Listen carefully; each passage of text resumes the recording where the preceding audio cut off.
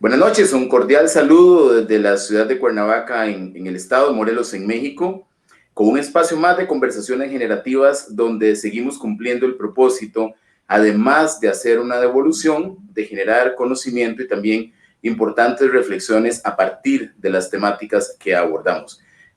Cada noche es una presentación que nos engalana el espacio, que nos llena de alegría por el privilegio de compartir con grandes seres humanos y también con grandes profesionales y personas experimentadas en las diferentes temáticas. Es un gusto para mí hoy presentar al maestro Juan Alberto Hernández Nicolás, quien es mexicano. Hoy nos quedamos en México abordando una temática muy importante que tiene que ver con esta dinámica de desarrollo del ser humano, que es la educación en sus diferentes niveles, y con quien vamos a conversar sobre una propuesta en cuanto a metodologías activas para la gestión del aprendizaje en esta época, en el siglo XXI, en las necesidades que tenemos dentro del aula. Es un experimentado educador, quien además ha compartido diferentes espacios con sus propuestas, con su experiencia, y hoy tenemos el gusto y el privilegio de que nos acompañe, así que nos quedamos hoy en México. Y buenas noches, maestro Juan Alberto Hernández. Gracias. Buenas noches, Manuel, y de antemano, pues gracias por la invitación. Siempre es un gusto compartir en diferentes espacios con personas de distintos puntos de América, en este caso, ¿no? Porque creo que tengo entendido que por allá, bueno, usted es costarricense y supongo que la mayor audiencia es de por allá, además de mis compatriotas mexicanos también y diferentes personas de toda Latinoamérica, ¿no? Es muy importante esta unión porque siempre he considerado que somos como una sola nación, ¿no? Y bueno, pues honrado de estar aquí y adelante con... Así es. Gracias, Juan Alberto. Tu presentación me hizo recordar un curso libre que llevé hace muchísimos años en la Universidad de Costa Rica con un distinguido profesor llamado Isaac Felipe Azofeifa, y el curso se llamaba Integración de Naciones y Nuestra América. Y ese no es el tema, pero realmente cuando hablas que México, que Costa Rica, que una sola franja, me hizo pensar en este insigne profesor, quien es muy conocido, y además del concepto integración de naciones y nuestra América, en una América tan convulsa, tan llena de situaciones donde deberíamos de buscar unirnos y echar la mirada al acompañamiento y a la solidaridad. Así que gracias por recordarme ese curso libro de hace muchísimos años. Era muy joven yo cuando fui a hacer ese curso en la universidad, y siempre me quedó esa inquietud de integración de naciones y nuestra América. Pero bueno, al tema que nos refiere hoy en cuanto a las metodologías activas, vamos a ver si pudiéramos empezar de algo más amplio a lo específico. ¿Cómo podríamos plantearlas? ¿Cómo podríamos definirlas en cuanto a la importancia que esto le viene a dar en una resignificación, si lo podemos decir así, al tema del aprendizaje en esta época? Ok, claro que sí. Bueno, pues sin duda alguna, hablar de una definición en concreto de las metodologías activas sería un tanto complejo porque algunas de ellas vamos a encontrar que se definen como modelos pedagógicos, algunas como técnicas, algunas como enfoques, ¿no? Sin embargo, las podemos integrar en este concepto de metodologías activas y son aquellas que comparten esta característica de poner al centro de la educación al alumno. Es decir, en las metodologías activas, el papel del profesor es ya no de quien lo sabe todo, ¿no? Como en la clase magistral, sino más bien de un guía y de un facilitador del aprendizaje. ¿Ok?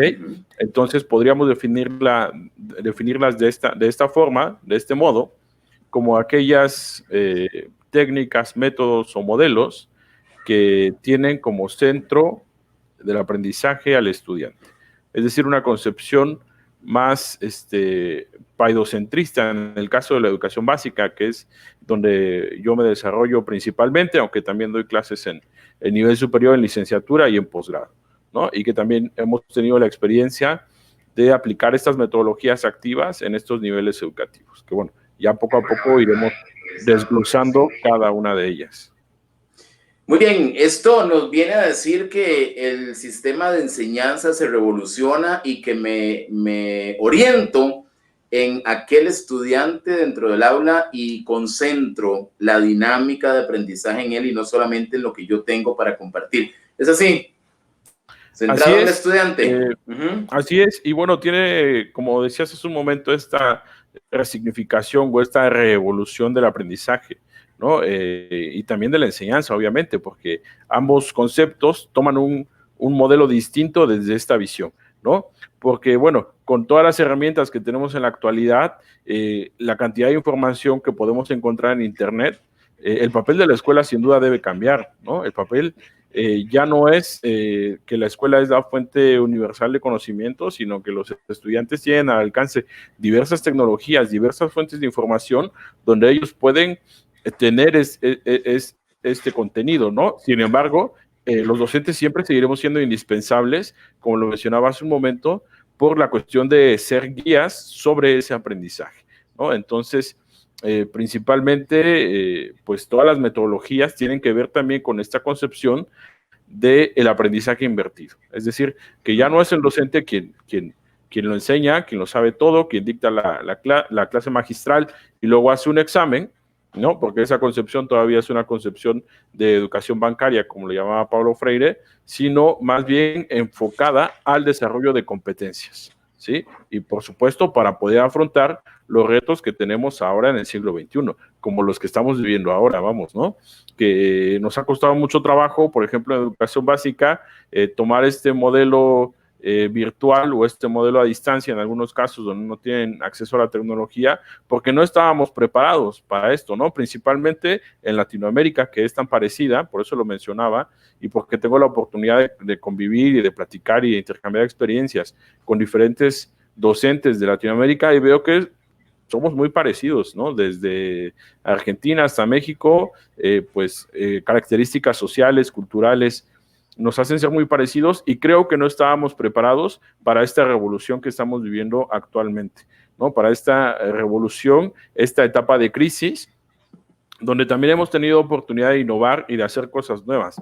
Pero precisamente el modelo educativo con el que estábamos trabajando o las prácticas pedagógicas que estábamos desempeñando en diferentes niveles educativos nos hicieron que nos costara mucho trabajo tener las tecnologías. Por un lado, nos vimos acarreados o apresurados para aprender la parte instrumental, que era la parte de poder usar la tecnología, de hacer una videoconferencia, tal vez en algunos casos hasta enviar algún correo electrónico, usar un aula virtual. Eso a lo mejor lo logramos de un momento, con bastante trabajo, con bastante sacrificio, tomando en cuenta además todas las carencias que hay de la brecha digital en Latinoamérica, pero hizo falta una parte que es precisamente la que estamos hablando hoy, la parte pedagógica, la parte didáctica, ¿no? Que en este caso serían las metodologías activas. Bueno, ya sé usar la computadora, ya sé usar una LMS, ya sé usar una plataforma para hacer videoconferencias, vamos, ¿ok? Pero luego, ¿qué pasó? Que muchos profesores quisieron trasladar el aula física a la virtualidad, ¿no? Entendimos que educación virtual es estar yo atrás de un pizarrón con mi cámara enfrente y haciendo apuntes y de esa manera dar clases. Bueno, entonces estamos ahí totalmente equivocados porque no es lo mismo la educación presencial que la educación virtual, ¿no? Para esto, pues, hay diferentes metodologías que podemos utilizar para poder gestionar el aprendizaje de esta forma. Muy bien, ¿significa esto que vemos el rol del docente más que maestro, más que docente, más que profesor, como un verdadero facilitador que abre espacios para desplazamiento en el aprendizaje de aquel equipo de trabajo que son sus alumnos? Así es, podríamos decir un guía, un facilitador o inclusive un gestor de aprendizaje, ¿no? Porque la palabra gestión quiere decir que hagamos que las cosas sucedan, ¿no? O sea, buscar todos los recursos posibles, desde crear contenido, porque, bueno, el hecho de que el docente ya no sea el que dicta la clase magistral en el tiempo que tiene para la clase, no indica que lo deje de hacer, ¿no? Por ejemplo, en el Flip Classroom, que es una metodología activa, el docente sigue dictando la clase, solamente que la dicta fuera del tiempo que tiene en este encuentro presencial o sincrónico en la virtualidad con los alumnos. Es decir, puede grabar un video explicando un tema que, bueno, el video es una de las principales herramientas del Flip Classroom, puede grabar un video, grabarse él o seleccionar un video de la multiplicidad que hay en la web y que son muy buenos también. Y ese espacio que tiene fuera de la clase, ocuparlo para que ellos analicen el tema, lo comprendan y lo recuerden.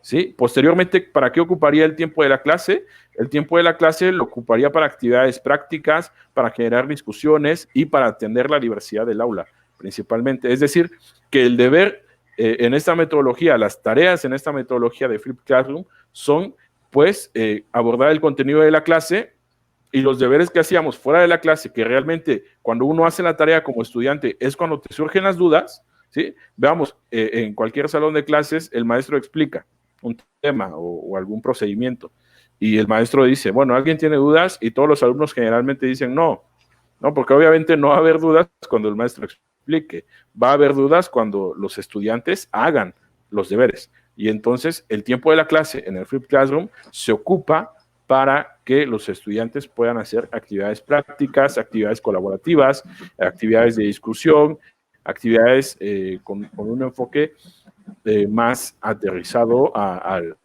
hacer. Muy bien, Juan Alberto, una pregunta, porque es muy interesante y me encantaría ir luego a comprender, digamos, cada una de estas, su aplicación, características, etcétera. Pero planteabas un tema hace unos minutos y basado en tu experiencia como educador, como formador, como gestor también, pero también lo que has compartido en América Latina, porque decís que hay muchas similitudes en estos temas de la docencia y de la educación o del aprendizaje. Llamaste en algún momento educación bancaria a un concepto más tradicionalista, más convencional, que no se orienta directamente en gestionar el proceso centrado, orientado en el estudiante. ¿Cuánto nos queda todavía de esa educación bancaria para una migración a una propuesta de metodologías activas donde realmente aquello mejora y se enfoca en el estudiante? Pues yo creo que nos queda muchísimo todavía, estamos en un proceso que apenas comienza en el siglo XXI. Si miramos las escuelas, cómo están construidas desde la lógica de la arquitectura y toda esta cuestión, y si, bueno, ahora no se puede, pero si visitáramos alguna escuela cualquiera de México, de Latinoamérica, pues encontraríamos todavía esta parte en gran proporción del maestro dictando la clase, ¿no? En educación básica. No se diga en universidad, que todavía es un rollo más fuerte, porque muchos de las personas que dan clases en nivel superior no tienen la formación pedagógica, ¿no? O la formación en este sentido. Sin embargo, considero que estamos en un proceso importante, que estamos en un proceso de cambio y que toda esta cuestión de la pandemia nos vino a acelerar un poquito y nos hizo darnos cuenta de que teníamos que hacer cambios en la educación, de que no estábamos formando para el siglo XXI y bueno, vamos a ver que muchísimos docentes de América Latina precisamente les costó mucho trabajo migrar de este modelo tradicional a este modelo un poco más vanguardista para formar para el siglo XXI. Muy bien. Había escuchado incluso en mi gestión docente un poquito el tema del Flip Classroom, pero vamos a ver. Está la pandemia que viene y acelera procesos en la educación, exige que haya tecnología donde no la había, hace planteamientos a los gobiernos para coberturas, temas de Internet, infraestructura tecnológica, etcétera. También la revolución que viene detrás de esto con el proceso de enseñanza-aprendizaje, en todos los niveles, el tema de esta virtualización versus presencialidad, nuevos aprendizajes para quienes impartimos lecciones, es la interacción humana que se sustituye por un dispositivo. Pero bueno, fuera de eso, si no hubiéramos estado en pandemia hoy, ¿cómo se ha combinado esto en cuanto a la práctica de las metodologías activas? Digamos, si no hubiéramos estado, ¿qué hubiera sido diferente? ¿Y qué es también diferente a partir de la incorporación o de la llegada de la pandemia? Vamos a ver, ahí se nos fue.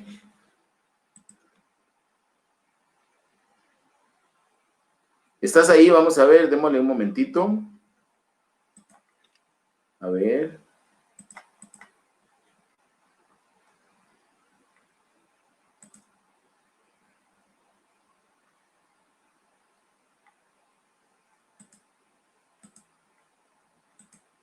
A ver, aquí se nos fue.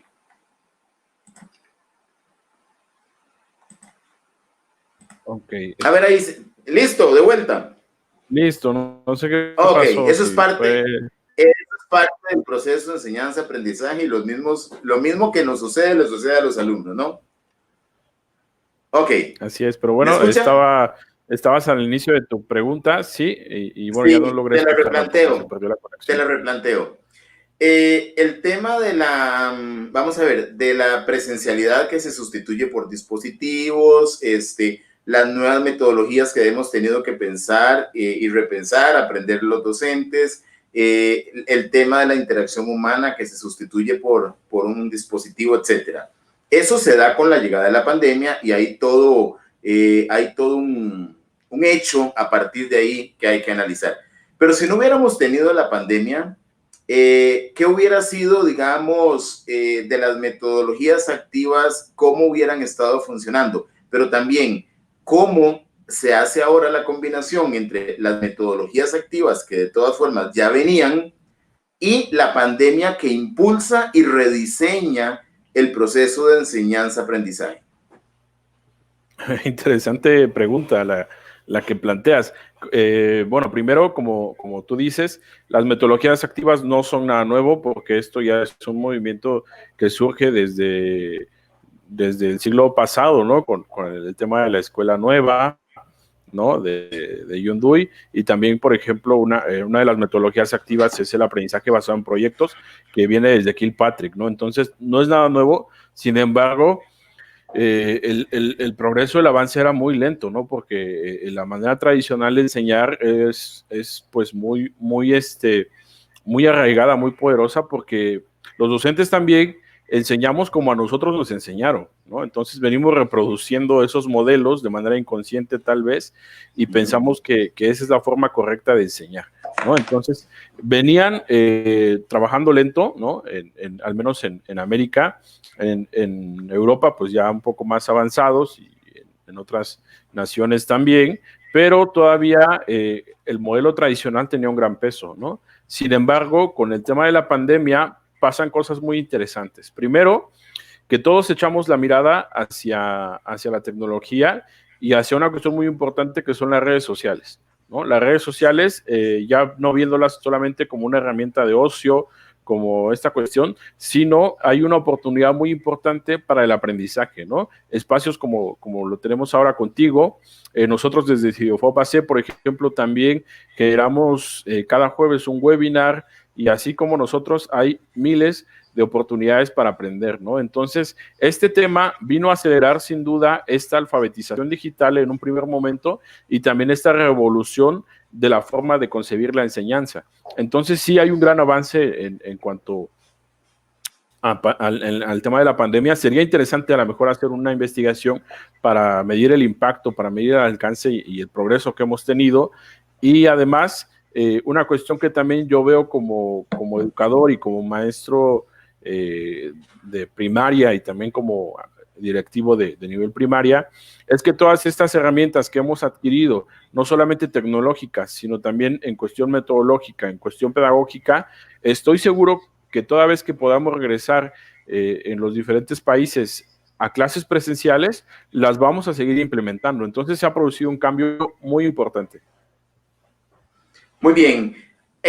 Ahora sí, podríamos irnos a estas metodologías activas para conocerlas y conocer los aspectos más relevantes de cada una de ellas. Bueno, ya mencionamos una hace un momento, que es el Flipped Classroom, que bueno, la principal característica es que el tiempo sincrónico, en este caso si es virtual, o el tiempo presencial, porque también se puede aplicar, y bueno, todas estas metodologías se pueden aplicar tanto de manera presencial como de manera semipresencial o como de manera online, ¿no? Entonces es una ventaja muy importante que se aplican en esas diferentes modalidades, ¿no? Y bueno, en el caso del Flip Classroom, el tiempo de clase se ocupa para resolver dudas, para generar actividades prácticas, para atender a la diversidad, ¿no? El principal recurso de este modelo pedagógico, porque el Flip es un modelo pedagógico, se emplea, o bueno, el video como principal elemento, ¿no? No solamente el video, sino algunas otras herramientas y que, bueno, hay también diferentes aplicaciones para hacerlo, ¿no? Como Edpuzzle y etcétera, etcétera, ¿no? Entonces, es una de las más importantes y las más interesantes y creo que también es una de las que tiene más impacto en varios niveles educativos y en diferentes países, ¿no? De ahí tenemos, por ejemplo, la gamificación, que es... Perdona, ¿podría interrumpirte antes de pasar a la próxima? Adelante. Vamos a ver, Flip Classroom. Trabajé en una universidad donde se pedía la aplicación de esta metodología. El cuestionamiento no viene a la metodología porque me parece maravilloso desde lo que planteas y las experiencias que viví con alumnos que sí se alineaban a esto, donde el tiempo de esta interacción presencial, en este caso, se dedicaba a resolver situaciones que generaban aprendizaje. Ahora, había un componente muy particular y que era un comportamiento común. El estudiante no estaba tan comprometido, entonces de una u otra forma impedía el avance en el aula porque al llegar a clases, pues si de un 100%, el 70% no había trabajado su plataforma digital y no había hecho lo que se requería como competencias esenciales para llegar al aula, pues ahí había un desfase, se genera alguna incomodidad, el estudiante demanda otra vez que, bueno, no tuve tiempo, no lo hice, al final no quise, en algunos casos, entonces distorsiona un poquito esa propuesta de avance y el objetivo principal de la herramienta. ¿Qué resultados se han obtenido en esto? Digamos, ¿se ha podido medir algún tipo, no diría de fracaso, pero de dificultad con respecto a este otro actor tan valioso como es el estudiante? Sí, por supuesto que, como tú lo mencionas, Manuel, es una cuestión primero donde tenemos que encontrar la parte de la motivación, ¿no? Primero la parte de la motivación para que el alumno pueda alentarse a hacer los deberes, ¿no? Que bueno, vamos a ver que es la misma cuestión de hacer los deberes, solamente que de forma diferente, ¿no? Para eso también tenemos algunas herramientas, como le mencionaba, como lo es Edpuzzle, por ejemplo. Y Edpuzzle, tú puedes poner el video, ¿no? De YouTube, por ejemplo, y en Edpuzzle el estudiante no puede adelantar el video, ¿no? O sea, por ejemplo, entra al video y no puede ir adelantarle o lo tiene que ver y al final hay un cuestionario que tiene que resolver como a manera de retroalimentación.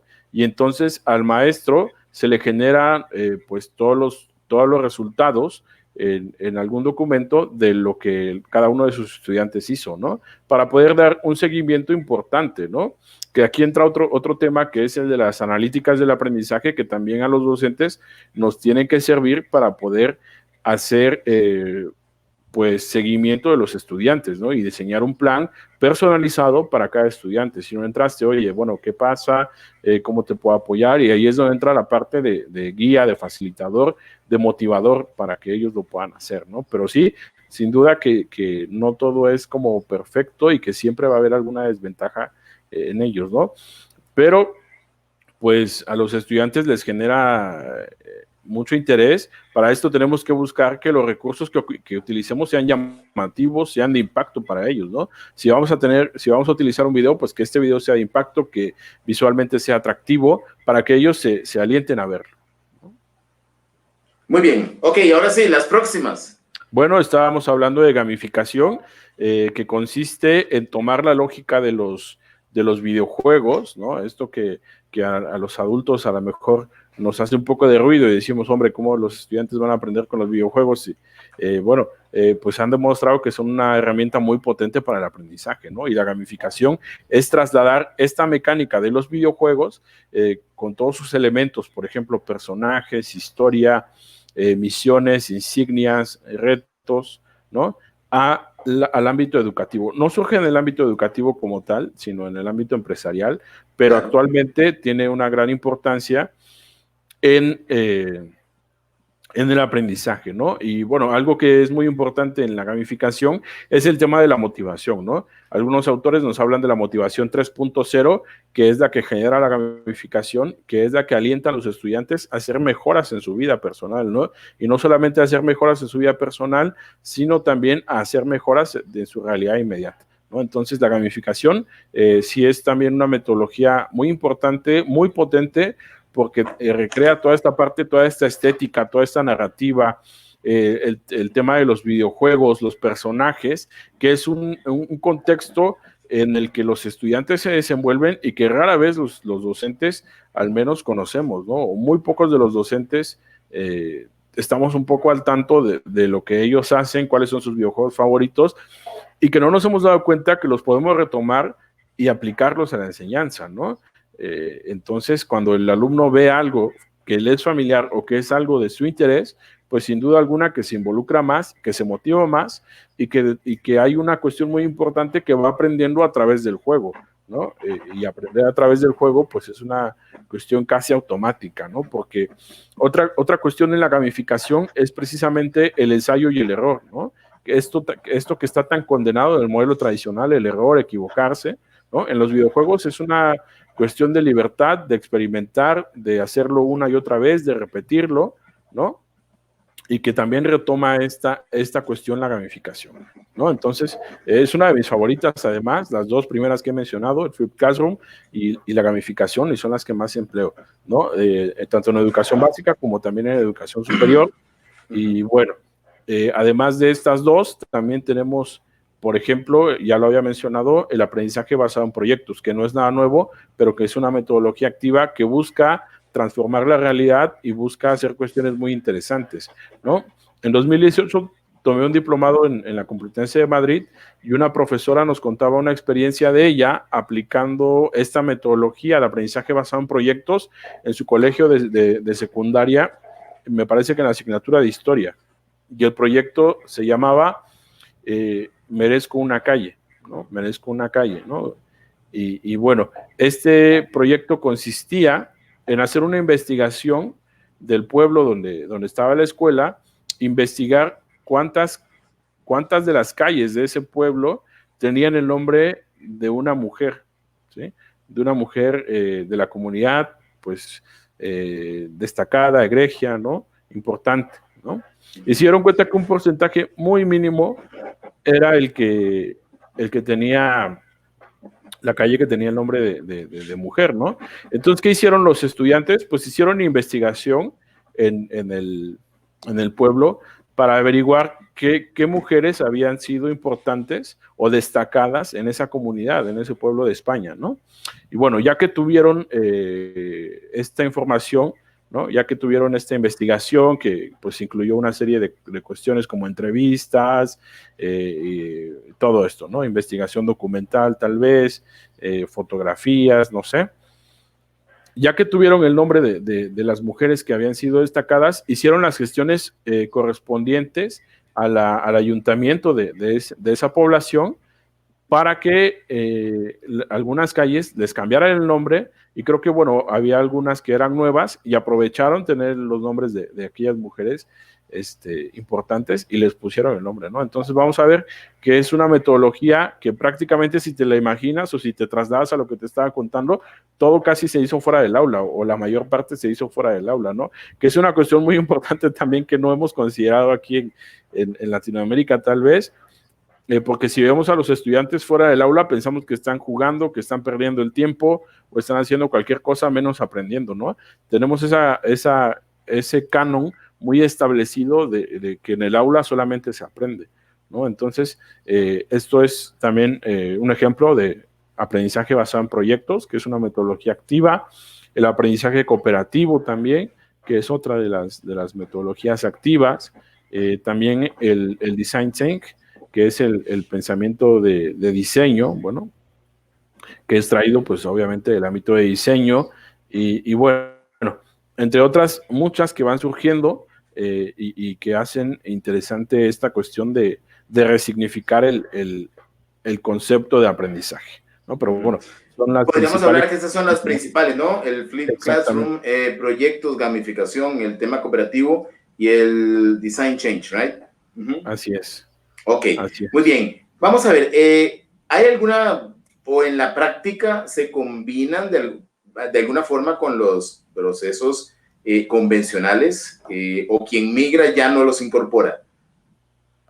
No, bueno, vamos a ver que no es una cuestión de 100%, cánones. de Ajá. 100%, ¿no? Incluso creo que todos tomamos un poquito de todo y hacemos nuestro propio método ecléctico, ¿no?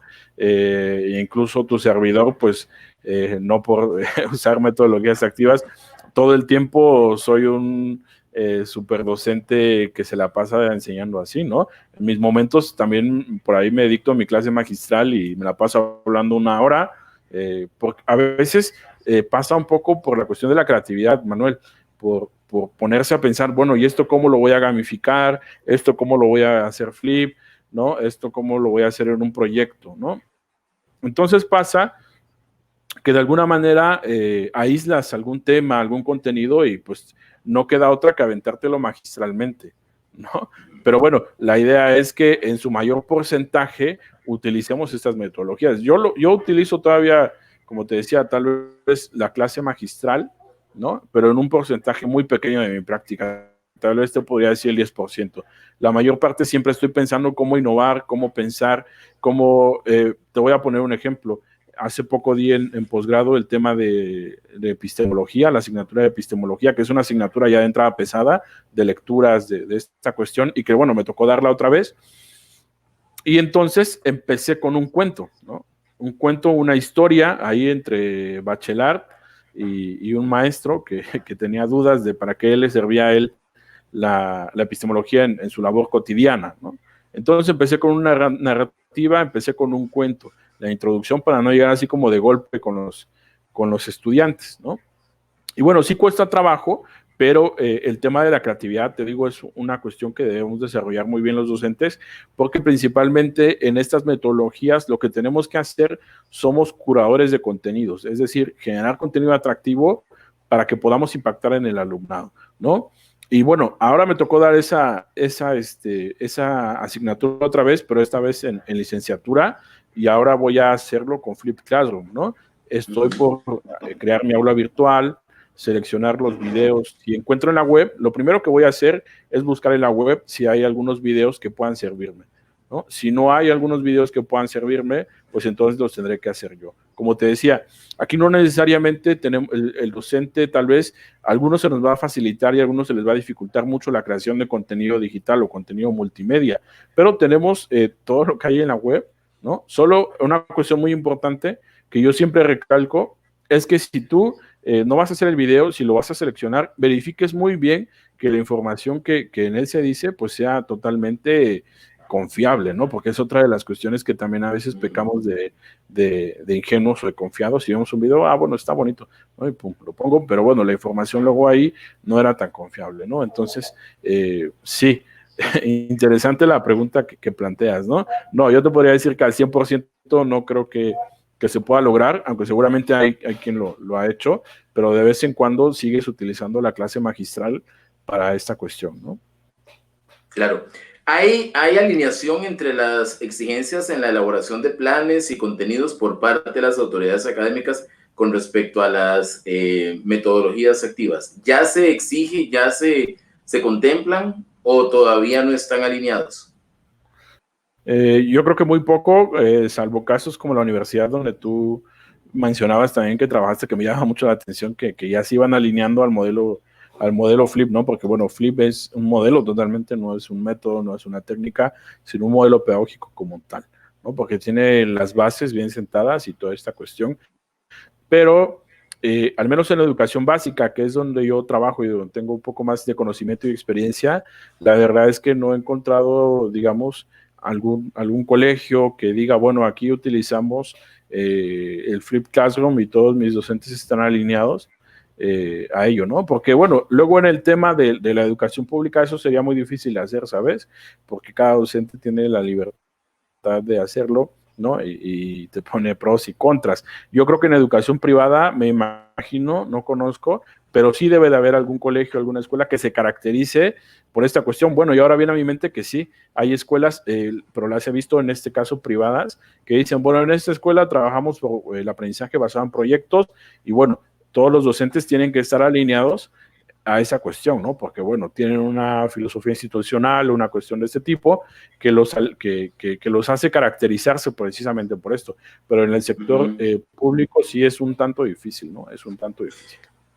Muy bien. Hay otros, bueno, ahí están los estudiantes, por supuesto, y hay otros actores que son padres de familia en el caso de la educación básica. ¿Cuál es la reacción del alumno con respecto a propuestas tan innovadoras, creativas, un proyecto, salirse del aula, diseños, incluso preparación previa a una clase? ¿Qué tan motivante ha resultado? Y también para los padres de familias, hablamos de los primeros niveles de la formación. Muchísimo, muchísimo.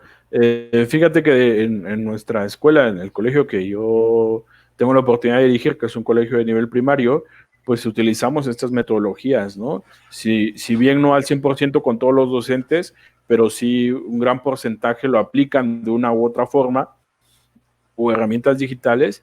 Y sí, es muy impactante y es muy potente para los estudiantes, ¿no? Incluso hemos tenido comentarios de los padres de familia como que en esa escuela la enseñanza es de primera o el contenido que hacen es de primera, ¿no? Porque hasta ellos te podría decir que quedan impactados con los materiales que algunos de mis docentes generan, ¿no? O sea, dicen, wow, ¿no? Por ejemplo, están viendo, no sé, la célula, y encuentran que el docente hizo un material ahí interactivo de la célula, incluso hasta con un juego, y dicen, boom, no, esto es totalmente otra cuestión, que ya lo del libro de texto, pues ya es un tema muy, muy viejo y muy pasado, ¿no? Incluso tengo docentes que no ocupan libro de texto, vamos. ¿Impacta esto de alguna forma la evaluación que es más formativa y menos sumativa? Y Por también la supuesto. otra pregunta es si con respecto a lo que has podido ver de un sistema convencional a la aplicación de estas metodologías con respecto a los resultados, ¿se ve, hay algo que identifique claramente un avance en el progreso, en el aprendizaje del estudiante? Sí, bueno, la primera pregunta sobre la evaluación, por supuesto que tiene que tornarse una evaluación más de tipo más formativa, porque como ya lo comentaba hace un momento, no se busca una calificación, ¿no? En la evaluación sumativa, que obviamente lo va a haber, ¿no? Obviamente lo va a haber porque el sistema educativo lo exige así, pero habrá oportunidad, por ejemplo, en la gamificación, de que el alumno haga el proceso una y otra vez hasta que se convierta en experto, ¿sí? No como en la evaluación sumativa, que bueno, haces un examen, sacaste tanto, tienes tanto y listo, ahí pues de alguna manera ya fue tu última oportunidad. En la gamificación y como en muchas otras estas metodologías, lo importante es revisar el proceso, ¿no? Por ejemplo, en el aprendizaje basado en proyectos también. Y bueno, sí cambia la lógica de evaluación también porque tiene que orientarse más formativa, ¿no? En cuanto al avance que se puede observar con esto también, pues sí hay un gran avance porque como hablaba hace un momento, el tema de la motivación incrementa mucho, ¿no? Y cuando tenemos alumnos más motivados, pues los resultados son mucho mejores, ¿no? Pero sí hay En un tu avance caso, significativo. sí es significativo. En tu caso, Sí. en la formación de estudiantes en nivel de primaria, se imparten las materias elementales por parte de un solo educador, ¿no? El español, Así es. matemáticas, ciencias, es así. ¿Hay algunos ejemplos que pudieras compartir con respecto a cómo llevas estas metodologías a cada una de estas áreas, pues, para conocerlos? Sí tenemos ejemplos, por supuesto.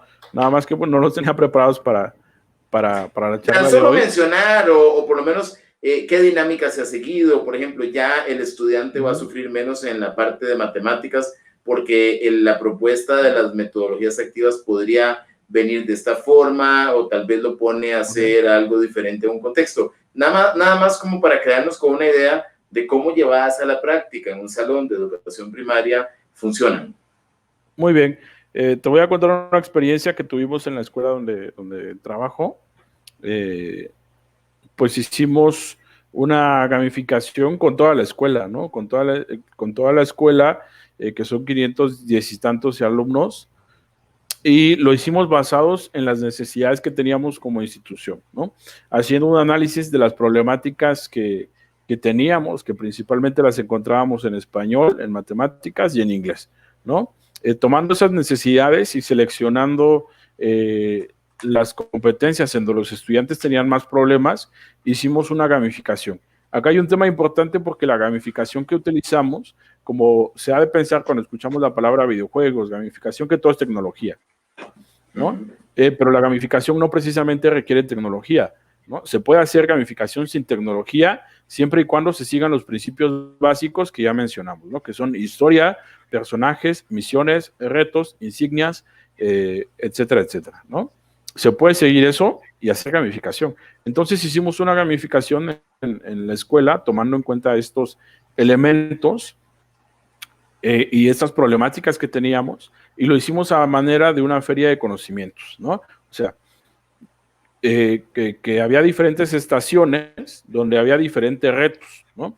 Para esto retomamos la temática de los Avengers, ¿no? Que a los alumnos les encantan tanto y todos se volvieron locos, ¿no? Creamos carteles por ahí con partes de la historia, con invitaciones, colocándolos en diferentes puntos de la escuela como para generar expectativa, ¿no?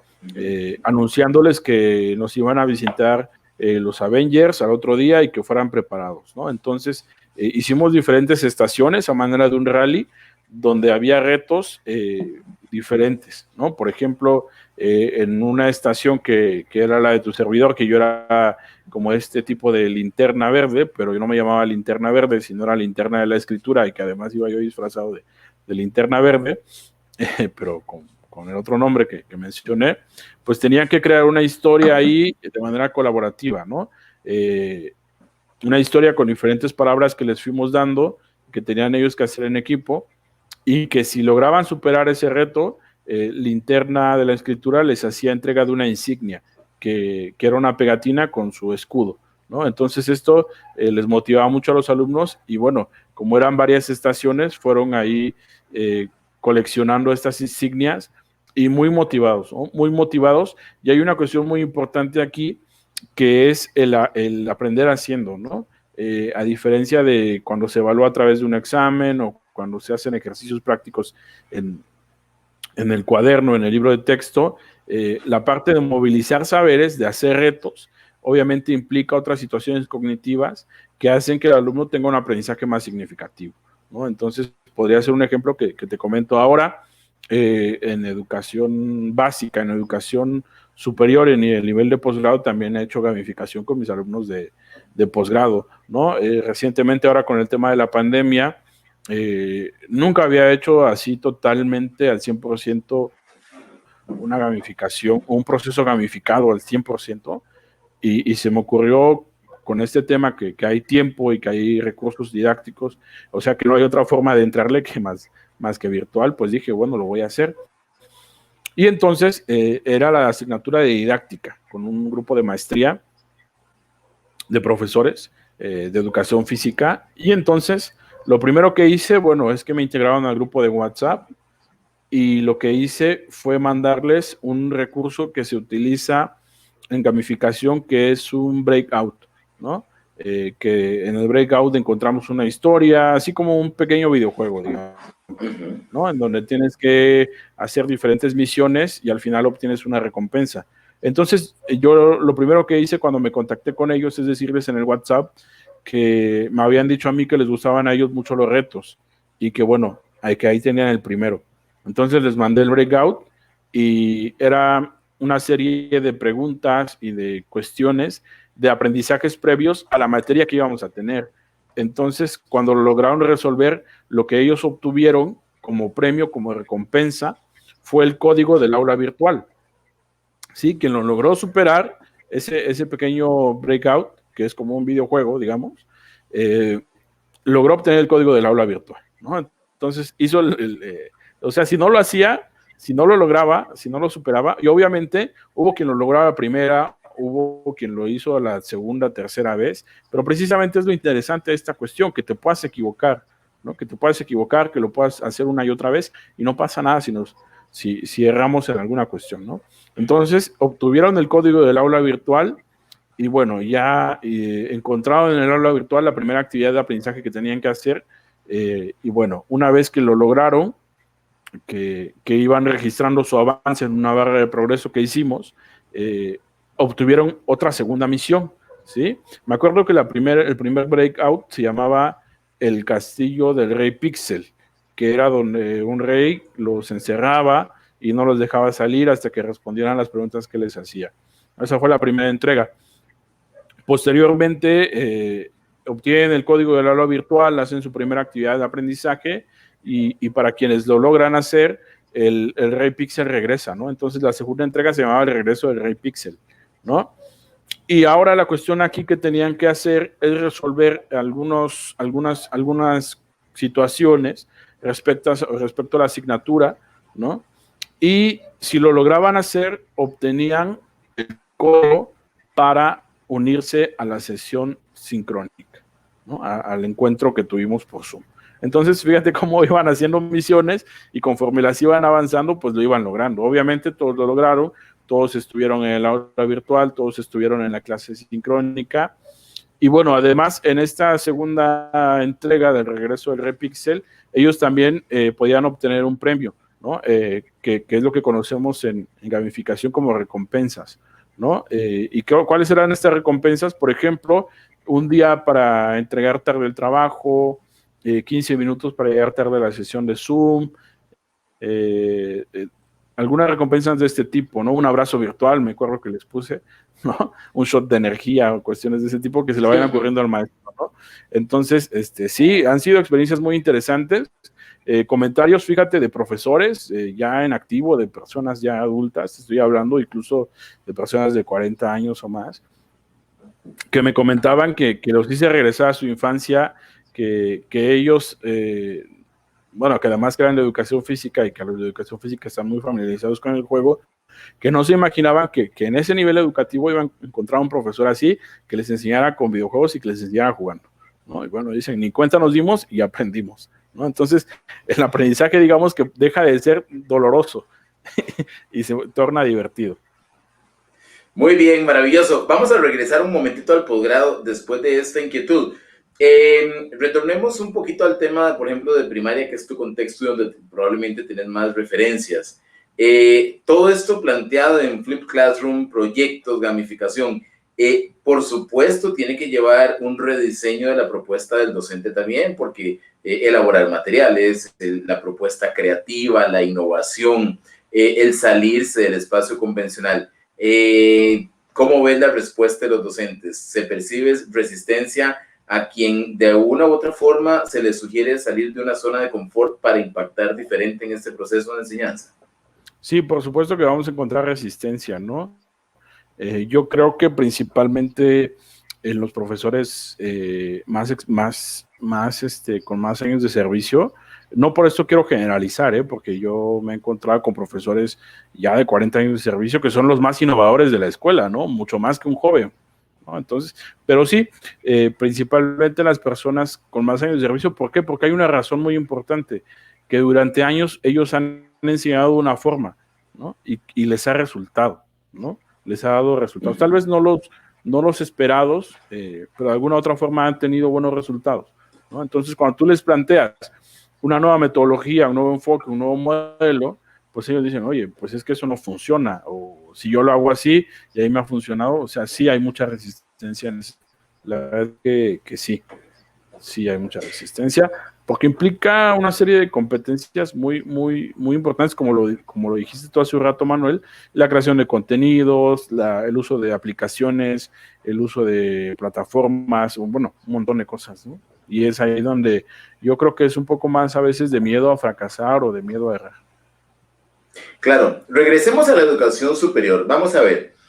La pregunta es, ¿el grupo con el que hiciste la lectura de un cuento al empezar el posgrado o también este grupo con el que hiciste gamificación, era didáctica? ¿Son ellos estudiantes de docencia, administración educativa? Así es, sí, son trabajo en algunas universidades en posgrados que tienen que ver con la educación. Ahora, un destacado educador promoviendo metodologías activas en un grupo de futuros profesionales en educación, aunque ya lo son. Normalmente en estos niveles, estos profesionales están creciendo académicamente, buscando el posgrado, entonces ya lo practican. Entonces estamos hablando de una carrera orientada a la docencia, a la educación, con un buen formador y hacia formadores. Pero esto no es lo que sucede en otras especialidades. Ahorita que planteabas el tema de la gamificación, me ponía a pensar, porque también lo mencionamos al principio y lo dijiste, y creo que es algo que compartimos en muchos países de América Latina. Por lo menos en Costa Rica, ser docente a nivel de primaria y secundaria tiene todos los requisitos didácticos que pueda imaginarse desde la existencia de un título. Si su especialidad es, por ejemplo, en química, usted no puede ser profesor de química si no es licenciado en la enseñanza de la química. Entonces ahí estamos, pues de verdad, digamos, asegurándonos que el docente tenga estas competencias. Pero brincamos a la educación superior. Y en la educación superior me atrevo a decir que en una gran cantidad de lugares lo que se requiere es ser especialista en el tema y punto. Entonces nos encontramos con y gente muy buena, un talento impresionante. Por ejemplo, no quiero señalar alguna en particular, pero bueno, al final no hay, podríamos estar todos ahí. Si soy contador público, soy excelente contador público. Si soy abogado, soy el maravilloso juez, pero no hay nada de... Son procesos que tienen que irse dando. En Panamá, por ejemplo, existe un posgrado en educación superior y quien no lo tiene no puede dar clases en una universidad. Costa Rica, hasta donde hoy sé, no lo tiene. Entonces nos encontramos con gente muy talentosa que llega desde la propuesta tradicional, convencional y en alguna forma impositiva, porque saben que si no se alinean los estudiantes, pues simplemente van a reprobar y van a regresar conmigo. Eso es lo más cruel. Entonces se genera un ambiente muy diferente donde se pierde esta posibilidad de generar estos procesos de aprendizaje. Entonces, ahorita que hablábamos de todo esto tan impactante, tan interesante, que tiene que ver también con el desarrollo humano, no me imaginaba pues a alguien muy rígido en su especialidad con una gamificación. ¿Cuál es la realidad de esto? ¿Hay avances ya? ¿Están llegando, por lo menos en lo que has visto, en lo que conoces, o todavía estamos tan distante como lo planteo? No, sí ha llegado, incluso he visto estudios de universidades, tanto de México como de España, donde en diferentes áreas que no es de educación, porque bueno, en la educación tendríamos que predicar con el ejemplo además, ¿no? Si no, imagínate. Y a la vez se convierte en una herramienta, lo que estás haciendo con la gamificación para tus alumnos, lo están replicando porque son educadores que van a ir a hacer lo mismo. Sí, o sea, sería una cuestión muy incongruente que yo hable de didáctica y que no sea didáctico, vamos, ¿no? Por supuesto, pero sí que lo he visto en otros niveles educativos como es el superior, incluso en posgrado, y también he visto estudios, por ejemplo, en la gamificación como herramienta para el desarrollo de competencias en la ingeniería en química. Sí que lo hay ya también, obviamente en un grado muy bajito, pero esperemos que esto con el tiempo se vaya expandiendo porque, como mencionábamos hace un momento, difícilmente vamos a encontrar que de entrada, de formación, quien trabaja en educación superior tenga los fundamentos didácticos para hacerlo, ¿no?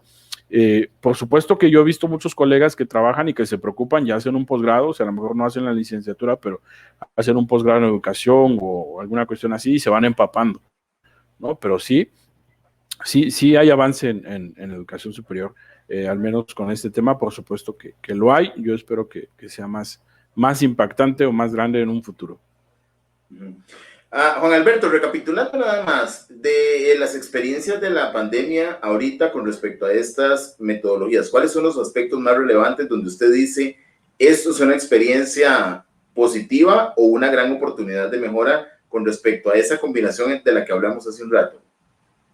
Yo creo que en la mayoría hemos tenido buenas experiencias. Hace un momento revisaba yo ahí cuando tenía un momento de ocio mi página de Facebook y veía la oferta formativa que teníamos el año pasado y veo la que tenemos ahora y considero una gran evolución en nosotros, ¿no? A temas más innovadores, a temas más vanguardistas, a temas de hoy.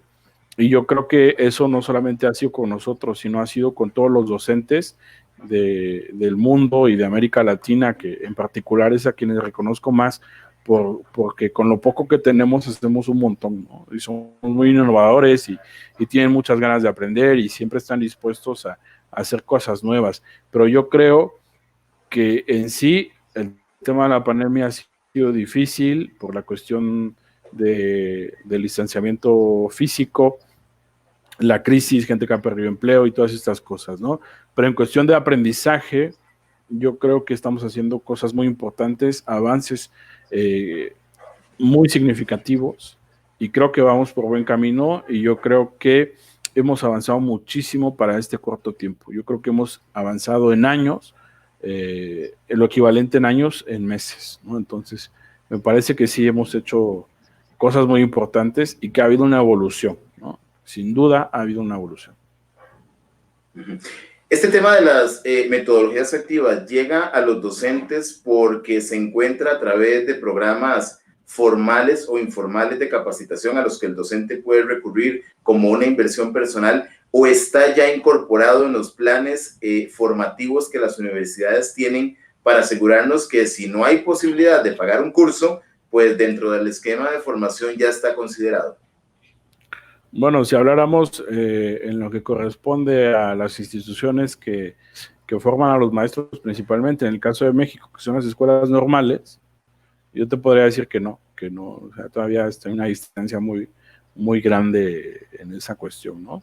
Pero bueno, yo creo que hablando de universidades privadas o públicas incluso, sí, ahí sí podríamos encontrar esta oferta formativa o que ya las toman en cuenta, ¿no? Para ir avanzando, ¿no? Porque incluso yo he visto universidades privadas que ofrecen el máster en gamificación, por ejemplo, ¿no?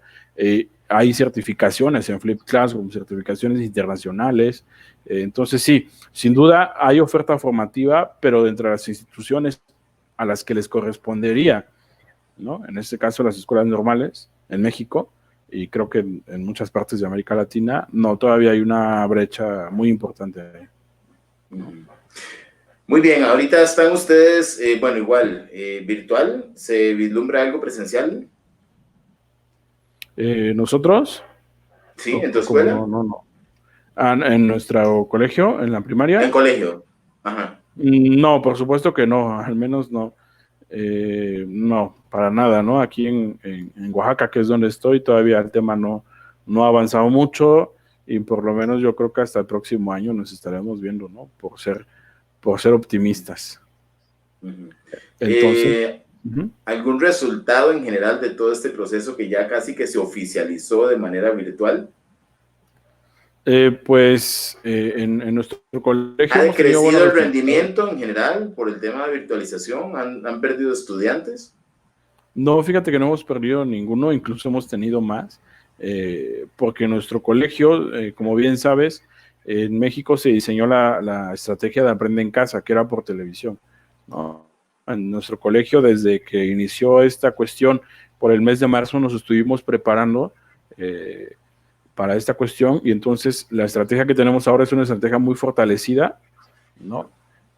Y bueno, no hemos perdido estudiantes, al contrario, hemos tenido muchas solicitudes de estudiantes que quieren incorporarse porque están viendo lo que estamos haciendo, ¿no? La estrategia de trabajo en nuestro colegio es a través de dos vías, que principalmente, que es a través de encuentros sincrónicos por Zoom, con sus maestros de grupo y con sus maestros de inglés y de artes y de educación física, y también a través de una plataforma de LMS donde los alumnos van haciendo actividades en el tiempo asincrónico. Entonces, no tomamos en cuenta la estrategia de Aprende en Casa y eso nos ha dado muy buenos resultados.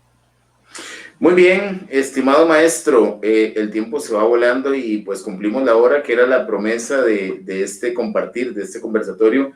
Muy interesante, pues recapitulando el tema del Flipped Classroom, el tema de proyectos, gamificación, el tema cooperativo y el tema del Design Change, pero también ese momento de, digamos, de alineación entre el proceso convencional que no está, digamos, formalmente desechado, que se vive, se practica, y la incorporación de estas nuevas metodologías que nos llevan a un replanteamiento también poniendo en el centro a ese estudiante dándole un giro al docente como un gestor del conocimiento, del aprendizaje también, porque yo creo que esto se invierte.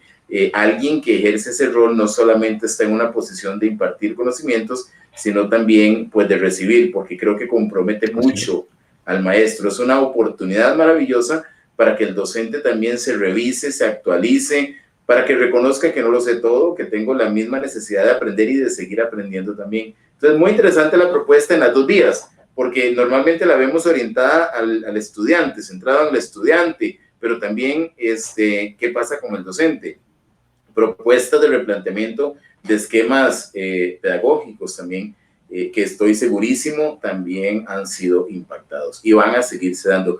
Creo que, pues, por lo propuesto es algo que no se va a ir, no se va a ir. Esto va de la mano con propuestas mucho más humanistas, modernas, diferentes, nuevos estilos. Se incorpora la tecnología en este proceso que también creo que llegó para quedarse en muchos de los casos. Así es. Y esto nos lleva incluso a pensar, porque no se puede predecir nada, cuándo y cómo será esa presencialidad, si es que se da en algunos de los casos, porque estoy casi seguro que a pesar de superar la pandemia, hay propuestas que ya se han instalado y mucha gente que creo que no va a querer regresar en algunos de los casos, incluyendo el mundo de las universidades también.